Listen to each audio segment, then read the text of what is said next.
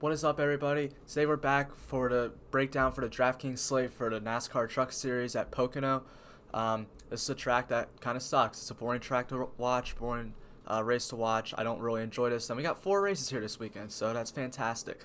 But we got to play Draftkings on it. It's still a fun slate to play. I think there's some really good plays in this slate. I think there's some plays that people aren't going to play that could end up being very, very sneakily good. So I'm really excited to get into all that. But before I get into that, if you're new here or if you've been watching and haven't hit that subscribe button, hit that subscribe button. Hit a like, leave a comment, turn on notification bell. All those things really, really help me out. They really help me to grow the channel, and I'm just trying to grow it and get bigger. If you're interested in my content, in more of my content, you can subscribe to my Patreon. It's only $10 a month, and you get all my content for Xfinity, Truck, and Cup Series, and you'll get this big spreadsheet, which there's way more data on the Cup Series, but still a lot here, which I don't get into all of this on the video. You'll also get my projections. You will get a weekly article for every single race, as well as my rankings for drivers and my Cash Core 4. So if you want all that, it's just $10 a month for all 3 of those. I'll put the link in the description. If you want to follow me on social media, I'm very active on Twitter. It's at DFS Nate Lane. I'll put that in the description. Also my Instagram at Nate Lane _. You can ask me any questions there. Yeah, I think that's really all I got. So we're gonna get into driver by driver for Pocono. This is a track where it's not a big place differential track. There's going to be you're going to want to have drivers up front that lead laps. You're going to want to have probably 2 to 3 drivers that end up finishing in the top 5 at least. If you look at the track trends, there's been an average of 1 driver to lead like 60 laps in the race, and they usually start in the top 3. I mean, it's an average of 1.5, which is top 3. So, but I do think there's some drivers this week that could lead laps that do not start up in that top 3 that have potential to lead a bunch of laps. And I was planning on making them my lap leaders, and then qualifying came out. We have 16th and 10th for my 2 guys, but we're going to see what happens. I think this is a good slate to get into, and let's go into it. I'm going to start right off the top with Ross Chastain, most expensive driver for good reason. He starts 16th, so you got a lot of place differential upside, and he has the best average finish at Pocono. Won this race a year ago. He has the second best average finish at flat tracks. He has the best average average position at Pocono, and the best average position at flat tracks. So just any track that's Pocono, any track that's like Pocono, Ross Chastain's pretty much just dominated it. He's been very, very good here. Last year in a race, he led 54 laps, which is the most in all the field at Poconos. You see only 3 drivers have led laps at Pocono, and he has the most laps led at flat tracks as well. Even has 21 fast laps and 57 at flat tracks. And in the last 5 races, Chastain's running good. He's got an average finish at 8.5, an average position of 10, 50.75 quality passes, which really, really shows me that he should have no problem getting to the front. The quality passes are a big key to showing which drivers can drive through the field, and even though it's a track that's hard to pass that, there's not a lot of passing. If there's one guy I do expect to do a lot of passing, it's going to be Ross Chastain. He's been running very, very well. A lot of these drivers, their past races haven't looked as good because you got Kyle Busch and Chase Elliott who are leading all the laps and getting the top 2 spots for the most part, but now they're gone. So we don't have to worry about those guys anymore. So I think Chastain's a great play at 11,500. He's definitely someone I'm very, very interested in. Next we have Stuart Friesen at 10,900, starts 20th, and that's why DraftKings priced him up as well. And yeah, I get it, but Friesen's not as good at Pocono as Chastain. He has the 3rd best average finish at Pocono, which is good, and the 6th best at flat tracks, 3rd best average position at Pocono, 7th best at flat tracks. But it's good, but it's not great, And if you want to play a guy that's for 10,900, you want him either to lead laps or get a bunch of place differential. And I think Ross Chastain has potential to do both. I don't know if Stuart Friesen really has potential to do either, if I'm being completely honest, because this year Friesen has not been running well. He's got an average finish of 11th in the last 5 races and an average position of 17th in the last 5 races. He has not had a good year. I don't know what's going on with him, but his truck has not looked fast. Just something's been up with Stuart Friesen, and I just don't want to pay 10,900. If he was like 1,000 cheaper, then yeah, I think that's someone that would be worth going to. But for 10,900 for Stuart Friesen, it just doesn't feel worth it to me.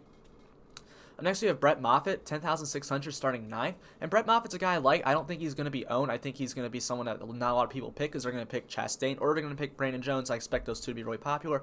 But I don't think Moffitt will. And Moffitt's been good here. He has the 5th best average finish at Pocono and the 4th best at flat tracks. He's got the 2nd best average position at both Pocono and the flat tracks. So he's shown the ability to run really, really well here. He doesn't have any laps led at Pocono over the last 2 years, which is a little bit concerning if you want to play someone that expensive, but he does have 117 at the flat track, so I think the potential's there. He's definitely not as great of a play for as Chastain or even Brandon Jones, we'll get into in a minute. So I don't know if he's definitely not someone I'd want to play in cash, but I think he's got GPP upside, someone who could get up front, lead a bunch of laps, and win this race. I mean, he's one of the best drivers in the Truck Series, so I don't see the problem playing Brett Moffitt. He's definitely someone I'm going to have some ownership to in GPP. He's been running pretty solid this year. Average finish at 9.33 and average running position of 8.33. So those are good, but we need to get up a little bit higher. It's definitely in the cards for him. He's definitely got the potential to. It's just not someone I'm like, yeah, I'm really excited about playing Brett Moffitt, you know? But definitely someone I want GVP. Same thing with Todd Gilliland. They're in the same boat. Both run well here. Todd Gilliland's got the 6th best average finish at Pocono and an 8th best at flat tracks. 7th best average position at Pocono, 6th best at flat tracks. He does have 7 laps led here last year in a Pocono race. I believe it was last year, year before he led those laps. Probably last year, because 2 years ago Kyle Busch dominated. 59 at the flat track, so he's got the potential to get up front and lead laps. It's just his, average positions they've just been around where he starts. Same thing with Brett Moffitt. I mean, it's around where they start. Can they get up front and lead laps? Yeah, they have upside, but I wouldn't make a huge bet on those guys. But there are 2 guys I'm gonna have some shares of in tournaments, but for cash plays, definitely not going there. Up next we have Brandon Jones, which I don't understand why he's not the most expensive or the second most expensive, at least on DraftKings here. I mean, he's an Xfinity full-time driver racing in a Truck Series, so he should, in theory, have a huge advantage over everybody. He should be a better driver than all of them. And I'm not a huge Brandon Jones fan in Xfinity Series, but he's a good driver. 10,100 in a Kyle Busch Motorsports car, and driving number 51 at Kyle Busch has been driving. That's way too cheap for him. I mean, he just should be upper 10Ks or even 11K, and I wouldn't have been surprised. I was expecting him to be that much. I was not expecting to see Brandon Jones as the 5th most expensive driver on this slate.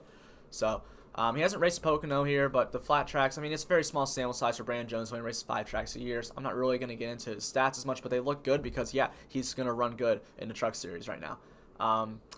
The thing for Brandon Jones is, can he get up front and lead laps? And it's not necessarily something we've seen from him in the Truck Series in the past 2 years, but he still, should be better than all these drivers and is in one of the best trucks in the field, if not the best truck in the field. So, yeah, Brandon Jones is the guy I want to play. And he's going to be chalky. I expect him to be chalky. If he's not chalky, I'd be very surprised, to be honest. But I expect him. He's a great cash play guy I want in GPPs. I like Brandon Jones. All right, this one's interesting to me. We got Johnny Sauter at 9,900 starting on the pole. So if I told you about the track trends, you got an average finish or average starting position of the most laps led has been in the top 3, and Johnny Sauter's on the pole.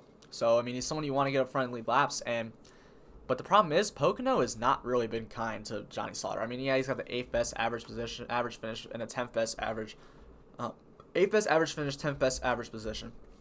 Those are, good numbers, but they're not, great, and you want Johnny Sauter to lead laps, I was expecting it to be kind of like the Cup Series where they're pricing the guys on the front row down, but they didn't really do it to Johnny Sauter. So I think that's interesting. I think it might be kind of a trap play.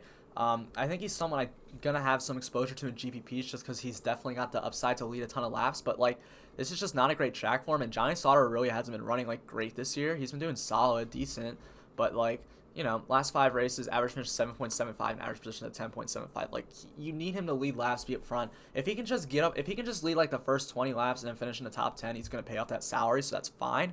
But do we think he gets that early jump, or does he lead just 1 or 2 laps and then get passed by Austin Hill or something? So I think he's an interesting play here. I don't hate him.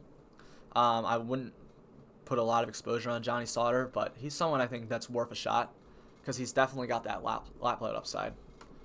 Matt Crafton, 9,700. See, this is where I think Stuart Friesen should have been priced, around here. You get Matt Crafton at a $1,200 discount for just 2 spots less. Yeah, Stuart Friesen's run better here in the last 2 years. Average finish is 7 for Crafton and average position at 8.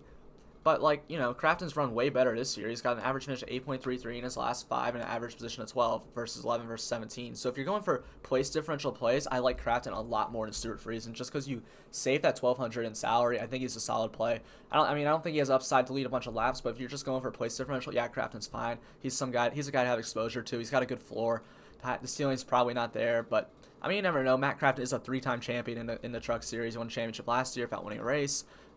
So yeah, he could get up and contend for a win, contend for a top 5. So Next, we have Tyler Increment. This is a guy who I think is a very sneaky play that I don't think a lot of people are going to play. If there are people who are playing in the 9K range, you're going to look either 200 more to Matt Crafton or 300 less to Austin Hill. I mean, for good reason. I mean, Tyler Ingrame's not as big of a name, one, and like he's just not as good of a driver. Doesn't have the reputation. But he, in his one race at Pocono, he finished second. So that was last year where he did finish second at Pocono, and he had the third best average position in that race. So, and coming into this race, Ingrame's been running solid, 10.25 average finish, 14 average position. So I don't think Ingrame's like, by any means, he's definitely not a log. He's definitely not someone I want to throw a bunch of exposure at. But Tyler Ingram is someone who I think has a high ceiling. I think he can get up and win this race. He's shown potential to win races. He's clearly shown a top 5 potential in this race. He's shown it this year already. So it would not surprise me to see Ingram up there at the end of the race in the top 5. So I think he's someone to definitely, put some exposure on, but he's not someone who's like, a complete lock button, Up next we have Austin Hill, 9,200, starting third. This one is like Sauter, very interesting, and even worse than Sauter at Pocono. Austin Hill's been bad here over the last 2 years. He's got the 11th best average finish and the 16th best average position. That's like not good. That is not what you want out of the driver starting third. But like I said, I feel like you want someone in the top 5 to lead all the laps. Really, probably more ideally the top 4. And Austin Hill is someone who I think can do that for you. It's just he hasn't been great at Pocono. But am I really going to be scared off of that, or am I going to look at what he's been doing this year? Yeah, Austin Hill, in the whole field, has the most laps led, and he's got the best average finish and best average position and average finish. So he's been great this year. So Pocono's been bad for him, but maybe he's just having such a great year where it just doesn't really matter. That's what I'm like really hoping for here, and I think he's a good play. I don't see any reason. I do see a reason not to play him, but I don't think he's like bad by any means. So up next we have Spencer Davis, and this is Draftkings pricing drivers too high. He's overpriced. Starting 27th for 9,000. Never run a race at Pocono. He hasn't been great to flat tracks, you can see. And his average position coming into this race in the last 5 races, average finish is 17th, and he needs a top 12 to pay out that salary. I just don't see Spencer Davis getting a top 12, and even if he does, that's just 5xing it where I can pay 200 more for like Austin Hill, who could lead a bunch of laps and just destroy that salary. Because Austin Hill, he's too cheap. But Spencer Davis, he's just not someone I'm looking to go to this week. Rafael Assard, this is like someone who's kind of in the same boat as like a Gilliland or Moffitt. Just I don't think he's going to finish as high, but someone who's going to run around the same place he started at. Hasn't raced at Pocono, but this year his average finish has been 15th in the last 5, and average position has been 13.75. The one thing I say about Lassard every single week, and I'm going to keep saying it, is he is in one of the best trucks in the field. He's in the KBM, Kyle Busch Motorsports, number 4. He has the equipment to run very, very well, and there are times in races where he'll be up in the top 5, and it just seems like for whatever reason he ends up not running there for most of the race, or he just doesn't finish there. So I think Lassard always has upside, but he's just a scary guy to play. Definitely someone I want some exposure to in GPPs, though.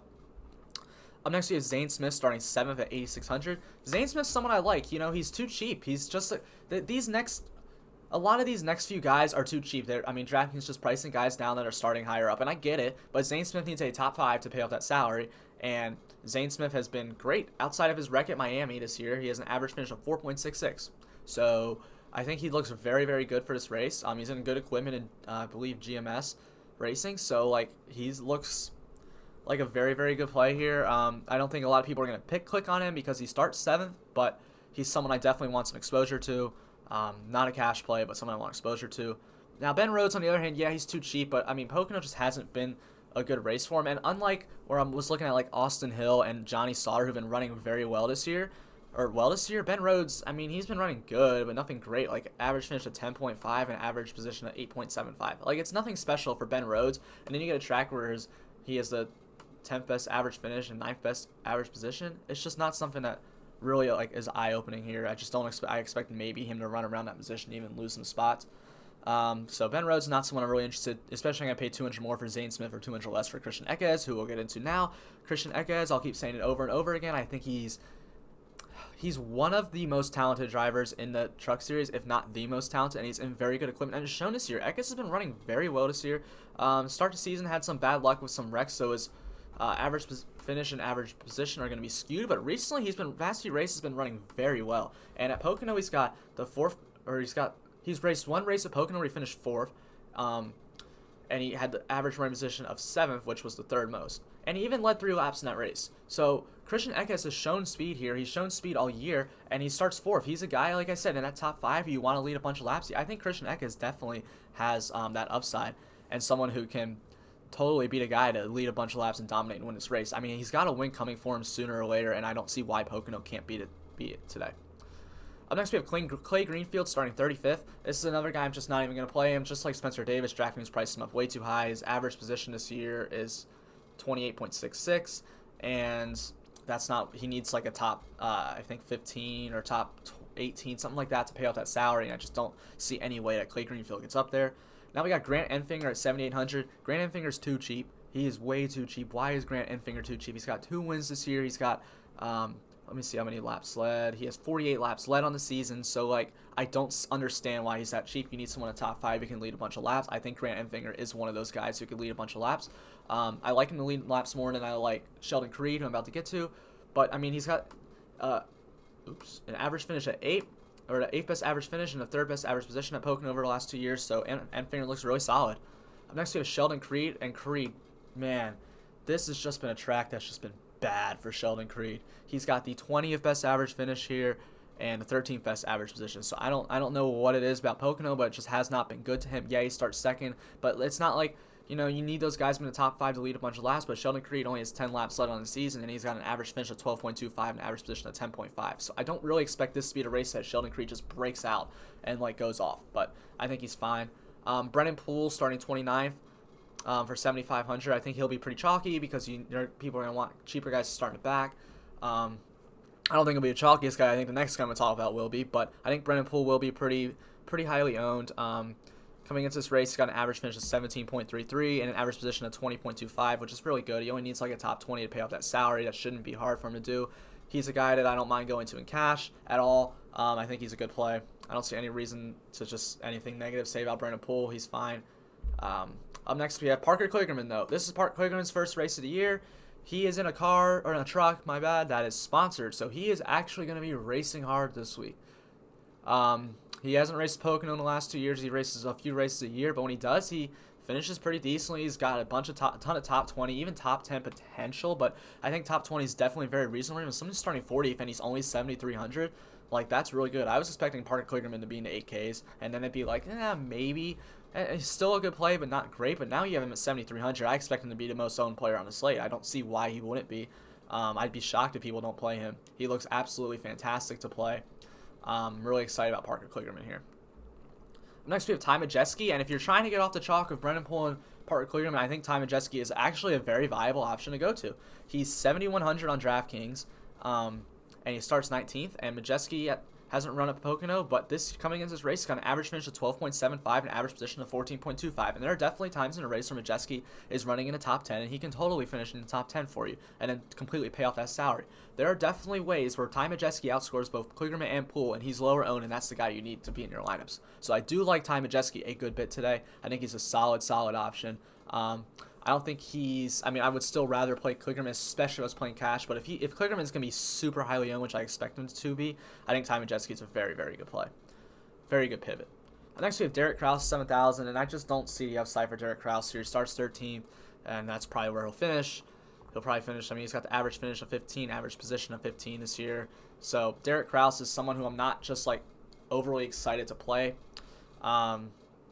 I just don't see the upside. I see him finishing somewhere between 13th and 20th.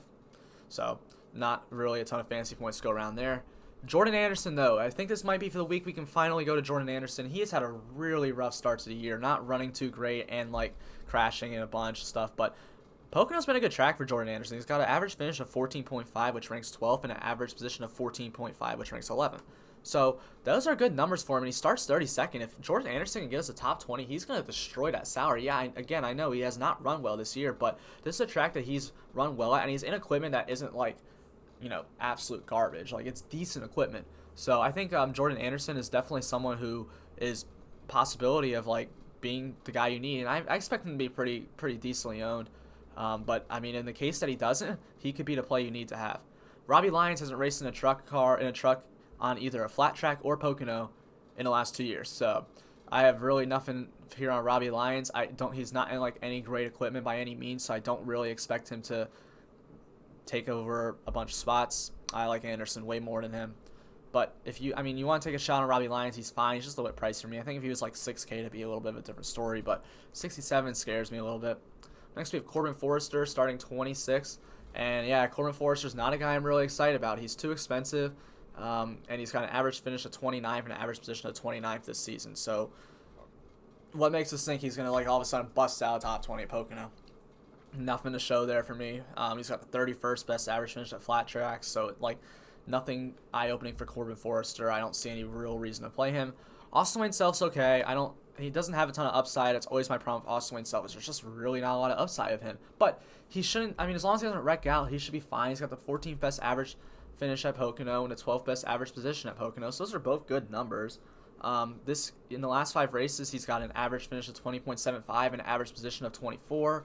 So I think those are good numbers for him, and I think he could just, I can see him finishing like anywhere between like 15th and 25th. So, if that's what you want to go for, yeah, he's a good floor guy. He's a good guy just plug in who probably won't kill you unless he wrecks, but I don't think he's going to be someone you're going to want to have to win a tournament.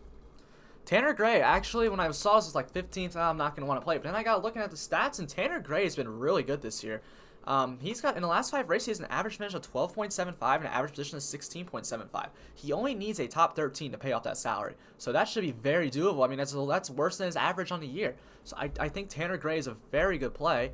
I don't think he's going to be highly owned either because he starts 15th. And I just don't think people are going to be like, ooh, I want to play that guy starting 15th. They're going to look at Austin Wayne Self or even Tyler Hill, who we're about to talk to. And I think that's what they're going to want to go to. But I think Tanner Gray's a good play. He can even finish in the top 10, in all honesty. I think that's a little bit of a risky play, but he's not someone I want to play in cash. But in GPPs, I think Tanner Gray's very, very viable.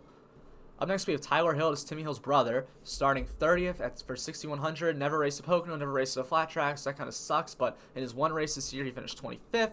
So, there's a little bit of place differential upside there, but I'm not really interested in going to Tyler Hill here. I'd rather just play Tanner Gray. I don't think Hill has really any upside. I don't think he has top 20 upside. Yeah, I guess he has top 25 upside, but if that's really what you're going for at 6,100, I don't know. Up next, we have Chase Purdy. He's driving a 24 for GMS Racing this week. He starts too high. If he was starting lower, that'd be like he was starting in the 20s. Yeah, I think I'd really want to play Chase Purdy because he's in a good truck, but we need him to hang around the 12th position all day, and I just don't expect that to happen. Tate Fogelman, another one that just starts a little bit too high for me. I think he's an okay play, but he's got an average finish of 22.75 this year and an average running position of 24.5, and he starts 22nd, so I think he's just going to hang around there. We need him to get up into like the top 18, 16, something like that to pay off that salary. I don't really expect that to happen. Natalie Decker. The rest of these drivers, I wouldn't play any of them. Wouldn't play Natalie Decker. Wouldn't play Cody Rohrbach. Definitely wouldn't play Awuji. Definitely wouldn't play Roper. Definitely wouldn't play Norm Benning. Definitely wouldn't play Race Sorelli. No on Jennifer Jo Cobb. Definitely not Josh Ramey. Definitely not Brian Dozit. And definitely not Tim Vaines. But Spencer Boyd. Draftkings is pricing all these guys really down, and it's like they just glossed over Spencer Boyd. Spencer Boyd is not in the same categories all those guys I just named. He actually runs like kind of competitively. Not really, but like decently competitively. He starts 31st. He has the 15th best average position at Pocono and the 23rd best at flat tracks, and he has the 13th best average position at Pocono. Now coming into this race, he's got an average finish of 25.75, an average position of 27.25, but it seems to be a track where Spencer Boyd runs pretty well at. So even if he just finishes like 22nd, 21st, that's going to really pay off that salary at only 5K. So I think that's a very, very viable option. I really like him. So now I'm going to go over my cash core 4 for you guys. My cash core 4 for this Truck Series race are going to be Ross Chastain, Brandon Jones, Parker Kligerman, and Spencer Boyd. I think you have about an average of like 8,000 left to spend. I think there's good guys you can spend it on to make a good cash lineup. If you guys are into playing cash for Truck Series, so. But yeah, that's pretty much all I got for this video. If you guys want to see my rankings, really my cash core 4 is on there too, but that's fine. If you want to see my rankings, you want to see my article, really go more in depth with driver by driver breakdown than I did. If you want this spreadsheet with a lot of stats and my projections, go ahead and do that. You should sign up for the Patreon. And I'll put it in the description below. I'll put my Twitter and my Instagram. But hope you guys enjoyed this video. I hope you guys enjoy watching this Pocono race. Just kind of sucks, but hey, hope you guys win some money. So thanks for watching.